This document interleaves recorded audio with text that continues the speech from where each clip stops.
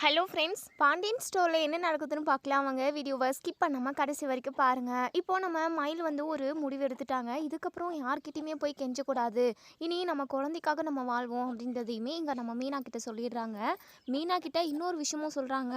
வீட்டில் உள்ள யாருக்குமே நான் ப்ரெக்னெண்ட்டாக இருக்கிற விஷயம் தெரியக்கூடாது, சத்தியம் பண்ண மீனா அப்படின்னு சொல்லிட்டு இங்கே மயில் கேட்கவும், நம்ம மீனா இருந்துட்டு அக்கா வேண்டாக்கா, கொஞ்சம் பொறுமையாக இருங்கக்கா, அவன் மாமா ஏதோ கோவத்தில் பேசிட்டாரு, அதுக்காக நீங்கள் அவங்களுக்கும் உங்களுக்கும் எந்த சம்மந்தமும் இல்லைன்னு சொன்னால் என்னக்கா அர்த்தம்? உங்கள் குழந்தைக்கு அப்பாவும் வேணும்லக்கா, அப்பா இல்லாமல் குழந்தையுமே எப்படி வளரும்? தாய் இருந்தால் ஓகே தான், இருந்தாலும் அப்பா அம்மா ரெண்டு பேருமே அந்த குழந்தைக்கு வேணும்ல, ப்ளீஸ்க்கா கொஞ்சம் பொறுமையாக இருங்கக்கா, அந்த குழந்தைக்காக நீங்கள் யோசிக்கணும்ல அப்படின்னு சொல்லிட்டு நம்ம மீனா வந்து ரொம்ப நேரம் சொல்கிறாங்க. ஆனால் அது எதையுமே நம்ம மயில் கேட்குறதில்ல. இத்தனை நாளாக எல்லாரும் காலில் கையில் கெஞ்சி என்னென்னமோ பண்ணி பார்த்தாங்க, ரொம்பவே அவமானப்பட்டாங்க. என்னதான் நம்ம மயில் தப்பு பண்ணியிருந்தாலுமே எல்லார்கிட்டயுமே ரொம்பவே கீழே இறங்கி கெஞ்சினாங்க. நம்ம மயில் வந்து பொய் சொல்லியிருக்காங்க அப்படின்னா, அந்த பொய்ய மறைச்சிருக்காங்க அப்படின்னா, அதுக்கு பின்னாடி இங்க பாக்கியம் மட்டும்தான் இருக்காங்க. பாக்கியத்தினால தான் இங்க மயிலுமே நெறைய வந்து அவங்க வீட்ல, அதாவது அவங்க ஹஸ்பண்ட் வீட்ல மறைச்சிருப்பாங்க. இப்போ அவங்க அதாவது வயித்துல குழந்தைய சுமந்துக்கிட்டு தனி மரமா நிக்கிறாங்க அப்படின்னா, அதுக்கு காரணம் இங்க பாக்கியம் தான். இப்போ இங்க மயில் ஒரு முடிவு தீர்க்கமான ஒரு முடிவு எடுத்துட்டாங்கன்னு கூட சொல்லலாம். இப்போ எங்க பாக்கியம் கதவை தட்டிக்கிட்டே இருக்காங்க. உடனே இங்க மயில் போயிட்டு கதவை ஓப்பன் பண்றாங்க. "ஏய் மயிலு, எம்புட்டு நேரமா நான் கதவை தட்டிக்கிட்டு இருக்கேன். என்னடி, என்ன பண்ணிக்கிட்டு இருக்க நீ? ஏன் கதவை திறக்கல?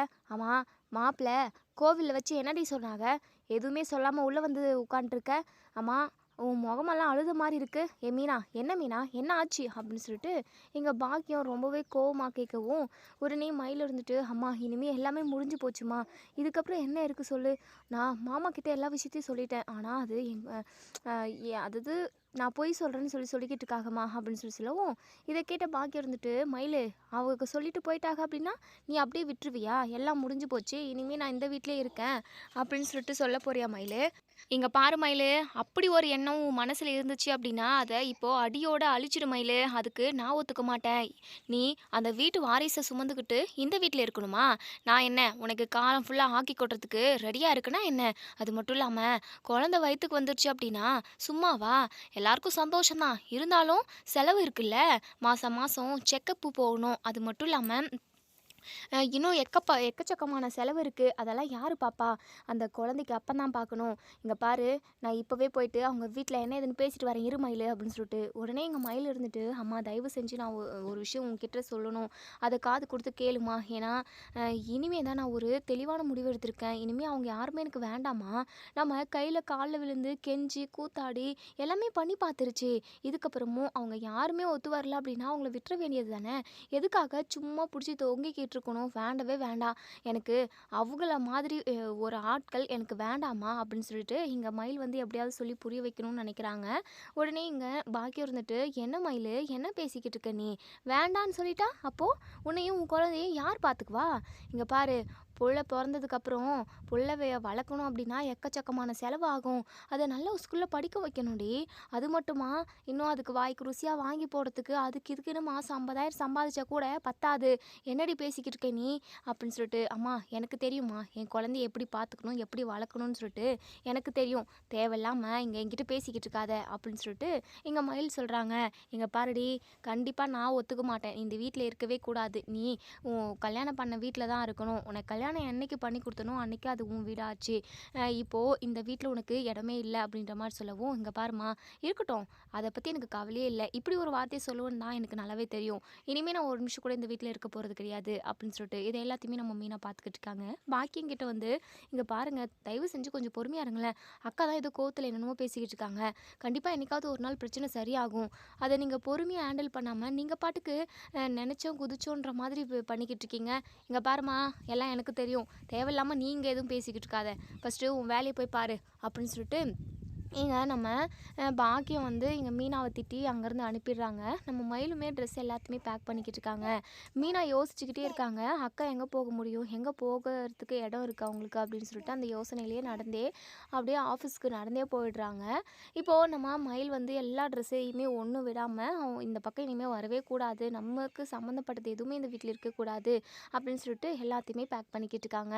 உடனே மாணிக்கம் இருந்துட்டு, "எங்கள் பாரு பாக்கியம், அதான் மயில் எங்கேயோ போகிறேன்னு சொல்லுது, மாசமா இருக்கு. இந்த மாதிரி டைம்ல நம்ம எப்படி வெளிய அனுப்புறது? இந்த மாதிரி டைம்ல அவ கூட யாராவது ஒரு ஆள் இருந்துகிட்டே இருக்கணும்ல.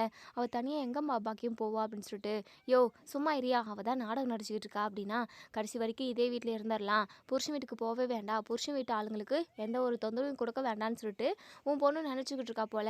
இங்க பாரு அது மட்டும் நடக்கவே நடக்காது. எங்க போயிட போறா?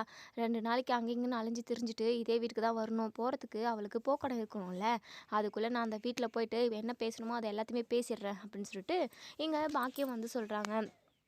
இன்னொரு சைடு இங்கே கோமதியும் பாண்டியனும் 2 பேரும் ஒன்று சேரணும், சீக்கிரமாகவே பேசணும் அப்படின்றதுக்காக இங்கே நம்ம ராஜியும் கதிரும் கோவிலுக்கு வராங்க. கோவிலுக்கு போன இடத்துல சாமி கும்பிட்டுட்டு அங்கே ஒரு சாமியார் வந்து இங்கே ராஜிக்கிட்டேயும் நம்ம கதிர்கிட்டேயும் அதாவது இங்கே பாருங்கள், உங்கள் குடும்பத்துக்கு ஒரு நல்லது நடக்க போகுது, அதனால உங்கள் வீட்டு பெரிய ஆளுங்க எங்கள் கோவிலுக்கு வந்தே ஆகணும். வந்தாங்க அப்படின்னா இனிமேல் நடக்கிறது எல்லாமே நல்லது தான் நடக்கும்.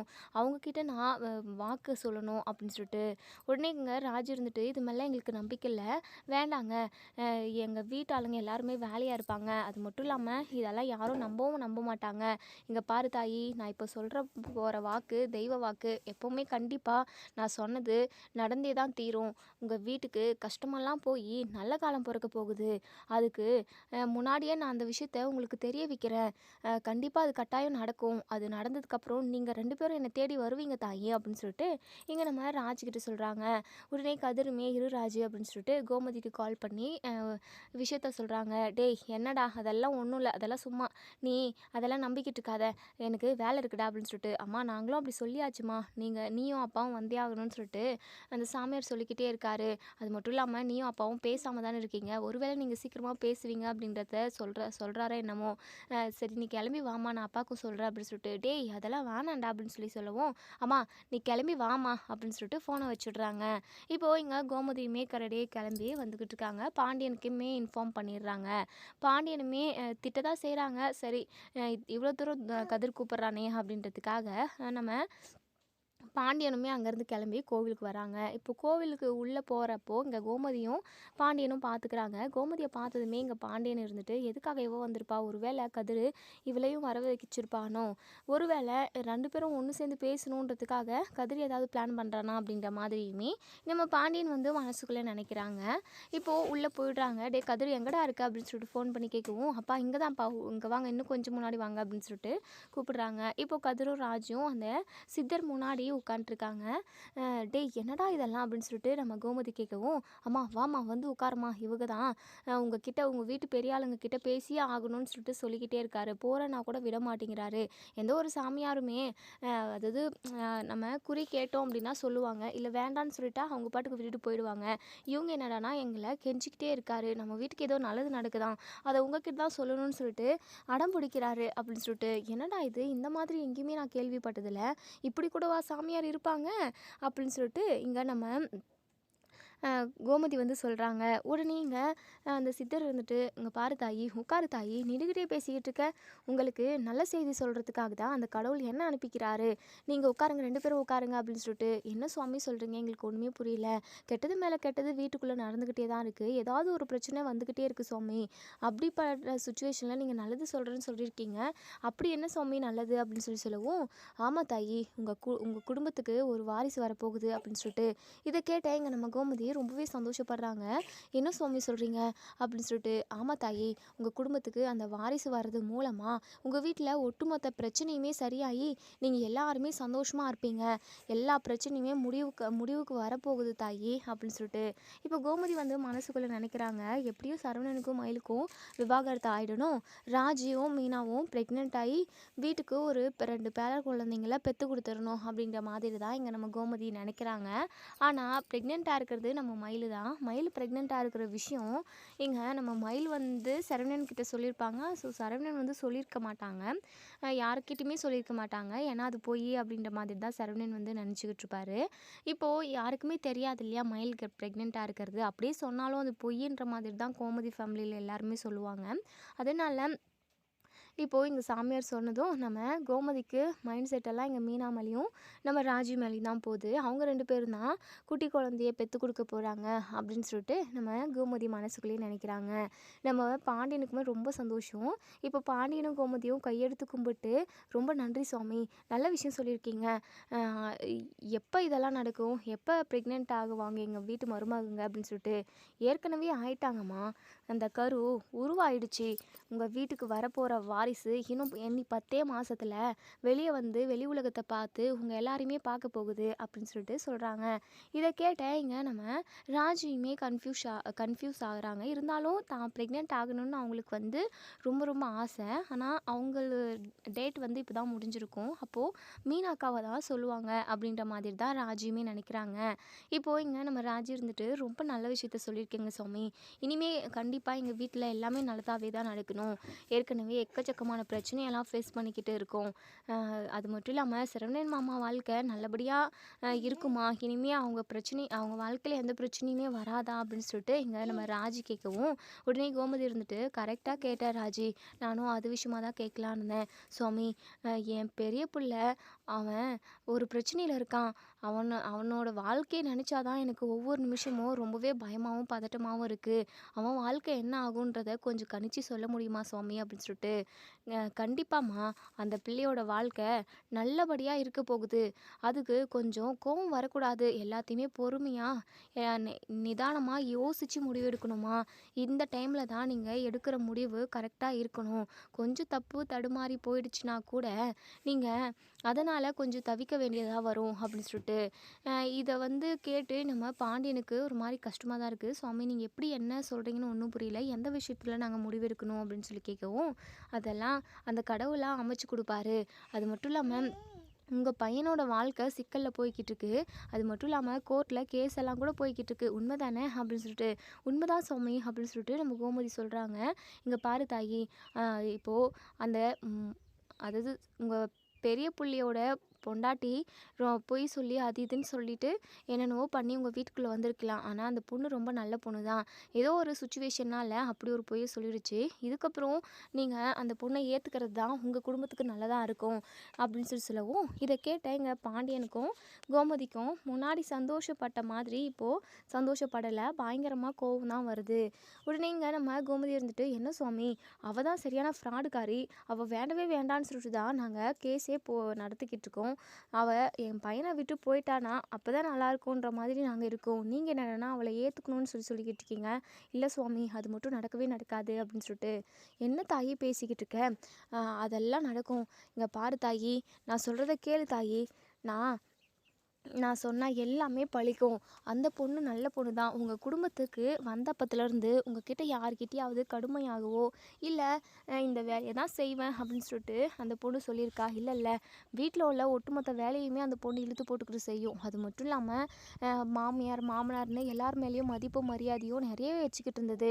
என்ன ஒன்று, அவங்க குடும்பத்தினால அந்த பொண்ணு பொய் சொல்ல வேண்டியதாக போச்சு. மற்றபடி அந்த பொண்ணு ரொம்ப ரொம்ப நல்ல பொண்ணு அப்படின்னு சொல்லவும், இதை கேட்ட இங்கே நம்ம கோமதி இருந்துட்டு, என்ன சுவாமி, அப்போது அவள் தான் உங்களை அனுப்பி வச்சாளா? சரிங்க சுவாமி, எங்களுக்கு நல்லாவே புரிஞ்சிருச்சு. டே கதிரு, எந்திரிச்சு வாடா போகலாம் அப்படின்னு சொல்லிட்டு கோவமாக அங்கேருந்து எந்திரிச்சு கிளம்பி போயிடுறாங்க.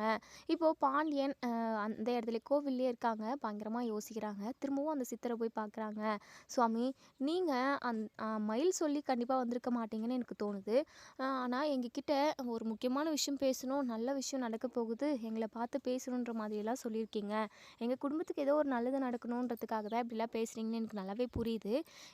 இருந்தாலும் அந்த மயில் புள்ள நல்ல புள்ளன்னு சொல்கிறீங்க, எதை வச்சு சுவாமி அப்படி சொல்கிறீங்கன்னு கேட்குறப்போ, அப்போ தான் இப்போது மயில் பற்றின எல்லாமே சொல்கிறாங்க. மயில் வந்து ஒரு வெகுளியான பொண்ணு, யார் என்ன சொன்னாலும் நம்பிடும். அது மட்டும் இல்லாமல் அவங்க அப்பா அம்மா சொல்கிற பேச்சே மீற முடியல. இப்படி நீ பொய் சொல்லலைன்னா இப்படி நடந்துருமோ அப்படி நடந்துருமோன்னு சொல்லி அந்த பொண்ணை அதாவது குழப்பி விட்டாங்களே தவிர மற்றபடி உங்கள் குடும்பத்தை கஷ்டப்படுத்தணும்னு சொல்லிட்டு அந்த பொண்ணு வந்து யோசிக்கவே இல்லை. இதான்ப்பா நடந்தது. அந்த பொண்ணை திரும்பவும் மகன் கூட நீ சேர்த்து வச்ச அப்படின்னா கண்டிப்பாக உங்கள் குடும்பமே நல்லாயிருக்கும். அது மட்டும் இல்லாமல் வாரிசு வரப்போகுதுன்னு சொன்னதே அந்த பொண்ணு மூலமாக தான் உங்களுக்கு வாரிசே வரப்போகுது. கரு எப்போவோ உருவாகிடுச்சு. உங்கள் வீட்டில் இருந்து சண்டையில் இருக்கிறப்போ தான் அந்த கருவே உருவானது. அதுக்கப்புறம் சண்டையில் அந்த பொண்ணுமே கவனிக்கல. இப்போ கொஞ்ச நாளைக்கு முன்னாடி தான் அந்த பொண்ணுக்கே கர்ப்பமாக இருக்கிற விஷயம் தெரிய வந்துச்சு. அந்த விஷயத்த உங்கள் பையன்கிட்ட சொல்லக்கூட வந்துச்சு. ஆனால் உங்கள் பையன் தான் அதை ஏற்றுக்கல அப்படின்ற மாதிரிலாம் சொல்கிறாங்க. என்ன சுவாமி நடந்த எல்லாத்தையுமே இப்படி நீங்கள் நடந்த மாதிரி பார்த்த மாதிரி சொல்கிறீங்களே, இதெல்லாம் எப்படி நம்புறது அப்படின்னு சொல்லிட்டு எனக்கு எல்லாமே தெரியும்ப்பா. ஏன்னா நான் தான் அந்த கடவுளோட மகிமை. அதாவது சித்தர் ஆகிறதுக்கு அந்த கடவுள் என்ன நினைக்கிறாரு அப்படின்றத தெரிஞ்சுக்கிறதுக்கு எத்தனை வருஷம் 45 வருஷம் தவம் இருந்திருக்கேன்ப்பா அப்படின்னு சொல்லிட்டு சொல்கிறாங்க. இதை கேட்ட எங்கள் பாண்டியனுமே அதிர்ச்சி ஆகுறாங்க. 45 வருஷம் அப்படின்னு சொல்லிட்டு என்னுடைய வாழ்க்கையவே நான் அந்த கடவுளுக்காக தானேப்பா அர்ப்பணிக்கிறேன். அந்த கடவுள் என்னை ஏற்றுக்கிட்டாரு. எனக்கு எல்லா சக்தியுமே கொடுத்துருக்காருப்பா. நீ கவலையே படாத. உங்கள் குடும்பத்தில் எல்லா பிரச்சனையுமே விலகி போயிடும். அதுக்கு நீயும் கொஞ்சம் முயற்சி பண்ணணும்ப்பா அப்படின்னு சொல்கிறாங்க. சொல்லிவிட்டு அங்கேருந்து அந்த சித்தர் கிளம்பி போயிடுறாங்க. பாண்டியனுமே பயங்கரமாக யோசிச்சுக்கிட்டு இருக்காங்க. சரி மயில் வீட்டுக்கு போய் பேசுவோம் அப்படின்னு சொல்லிட்டு அப்போ தான் எங்கள் பாக்கியமும் அவங்க ஹஸ்பண்டும் கிளம்பி வரவும் பாண்டியன் அவங்க வீட்டுக்கு போகிறாங்க. இப்போ பாண்டியனை பார்த்ததுமே என்ன சம்மந்தி நம்ம வீட்டுக்கு வராங்க அப்படின்னு சொல்லிட்டு இப்போ நம்ம கோமதி சம்மந்தி என்ன சம்மந்தி எப்பவுமே நீங்கள் இந்த வீட்டுக்கு வந்ததே கிடையாது. இன்றைக்கி அதிசயமாக வந்திருக்கீங்க. அதுவும் நம்மளுக்குள்ளே சண்டையில் போய்கிட்டு இருக்கு. அப்படி இருக்கிறப்போ நீங்கள் இங்கே வந்திருக்கீங்க. மயிலை கூட்டிகிட்டு போக வந்திருக்கீங்களா? அப்போது மயில் கர்ப்பமாக இருக்கிற விஷயம் உங்களுக்கு தெரிஞ்சிருச்சா அப்படின்னு சொல்லி கேட்கவும் இதை கேட்டு எங்கள் பாண்டியன் பயங்கரமாக அதிர்ச்சியாக வராங்க. அந்த சாமி சொன்ன மாதிரியே தான் சொல்லியிருக்காங்க அப்படின்ற மாதிரி. வாங்க சம்மந்தி உள்ளே வந்து பேசுவீங்க அப்படின்னு சொல்லிட்டு உள்ளே கூட்டிகிட்டு வராங்க. மயில் அப்போ தான் குளிச்சுட்டு போகலாம் வீட்டை விட்டு போகிறதுக்காகவே கிளம்பிக்கிட்டு இருக்காங்க. இப்போ ரெடி ஆகிட்டு வெளியே வந்து நிற்கவும் கரெக்டாக பாண்டியன் நிற்கிறாங்க. பாண்டியனை பார்த்ததுமே மாமா அப்படின்னு சொல்லிட்டு காலில் விழுந்து பயங்கரமாக அழுகவும் மயில் எந்திரிப்பா நீ எந்திரிச்சு நில்லுப்பா அப்படின்னு சொல்லிட்டு மாமா நீங்கள் இங்கே வருவீங்கன்னு சொல்லிட்டு நான் கொஞ்சம் கூட எதிர்பார்க்கல மாமா. எல்லாருக்கிட்டையுமே நான் கெஞ்ச வேண்டிய அளவுக்கு கெஞ்சிட்டேன் மாமா. யாருமே என்னை ஏற்றுக்கவே மாட்டேங்கிறீங்க.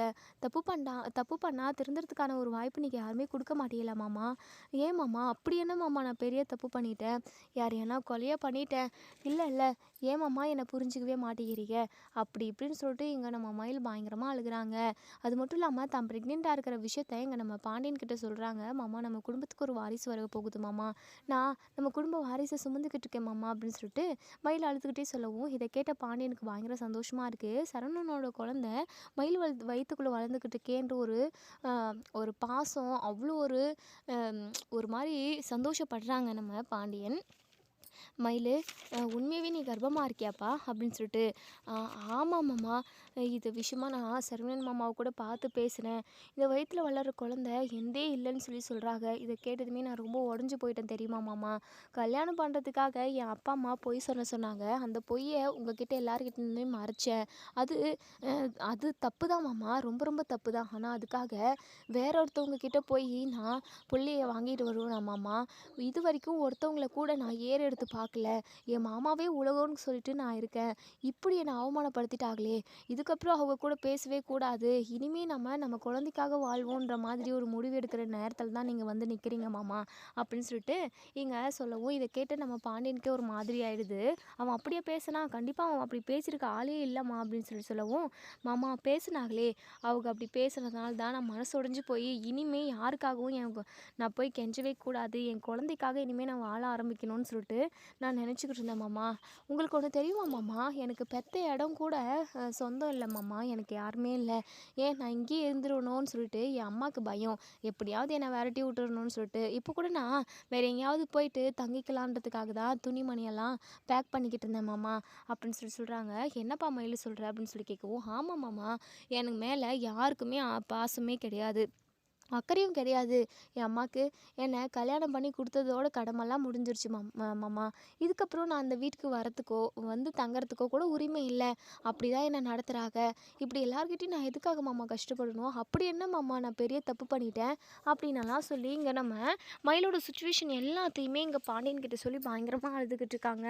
உடனேங்க நம்ம பாண்டியன் இருந்துட்டு பாக்கியத்தை பார்த்து முறைக்கிறாங்க. இப்படியும் ஒரு தாய் இருப்பாளா அப்படின்னு சொல்லிட்டு. உடனேங்க நம்ம பாக்கியம் இருந்துட்டு, இல்லை சம்மந்தி, எப்படியாவது மயிலை புகுந்த வீட்டுக்கு அனுப்பிடணும், அவளை சந்தோஷமாக வாழ வைக்கணும் அப்படின்னு மட்டும்தான் சம்மந்தி நினச்சேன். அது மட்டும்தான் நினச்சேன், மற்றபடி மயில் இந்த வீட்டுக்குள்ளெல்லாம் வச்சுருக்கக்கூடாது அப்படின்னுலாம் யோசிக்கல சம்மந்தி அப்படின்னு சொல்லிட்டு. என் மயில் என்னடி என்னென்னமோ பேசிக்கிட்டு இருக்க, இப்படி தான் சொல்கிறதா அப்படின்னு சொல்லிட்டு. போதும் நிறுத்துமா, நல்லவங்க மாதிரி சீனெல்லாம் போடாதீங்க, இப்போ கொஞ்ச நேரத்துக்கு முன்னாடி தானே கடைசி வரைக்குமெல்லாம் உன்னை பார்த்துக்கலாம் முடியாது அப்படி இப்படின்னு என்னென்னமோ பேசிக்கிட்டு இருந்தேன். என்ன எனக்கு பார்த்துக்க தெரியுமா, என் குழந்தைய பார்த்துக்கிட்டு நான் சந்தோஷமாக வாழ்வேன், அந்த சுச்சுவேஷனை நான் கண்டிப்பாக உருவாக்கிக்குவேன் அப்படின்ற ஒரு நம்பிக்கையில் தான் இங்கேருந்து கிளம்பலான்னு நினச்சேன்.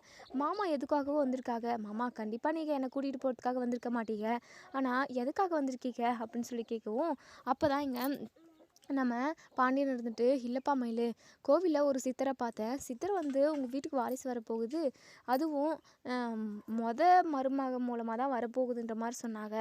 எனக்கு ஒன்றுமே புரியலம்மா. அதுக்கப்புறம் நீ எதனால் பொய் சொன்னன்றதெல்லாம் அவங்க சொல்கிறாங்க.